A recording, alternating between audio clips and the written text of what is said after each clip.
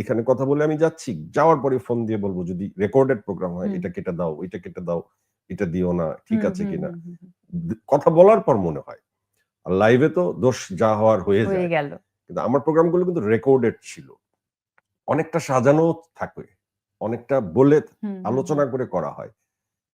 আমি একটা দোষ আমার খুঁজে পাই না যে যদি কেউ এসে অনুষ্ঠানটি করে যাওয়ার পর সে কোনো অংশ কাটতে বলে, আমার চ্যানেল ছিল, আমার প্রযোজক ছিল, এই অনুষ্ঠানগুলোর প্রযোজক থাকে না, তার উপর দায়িত্ব, সে এডিটরের উপর দায়িত্ব, তারাই তো দেখবে। আমাকে ফোন দিলে আমি তো প্রযোজকের কাছেই শিফট করতাম, কিন্তু দেখা গেছে যে তারা ফোনও দিত না। অনুষ্ঠান যাবার পরে 1 মাস পর কারো কারো রিয়েলাইজ হতো, কারো মামাতো বোন, কারো চাচাতো ভাই এসে বলতো তুমি জয়ের প্রোগ্রামে এইভাবে কথা বলছো, জয় এটা ঠিক করে নাই, তোমার ক্ষতি করছে, তুমি এই উত্তর দেওয়াতে তোমার ক্ষতি হয়েছে। তখন হঠাৎ করে রাগ হয়ে এসে দেখা গেল যে উত্তেজনা শুরু করলো, তা আমার দোষটা কোথায় ভাই, তুমি তখন বন্ধ করলা না কেন, তখন কেটে দিতা। আর চ্যানেল আই, যেখানে সাগর ভাইয়ের মতো একজন মহাসাগর আছেন, ওনাকে কোনো শিল্পী কোনো অনুরোধ করলে সেটা কি উনি রাখবেন?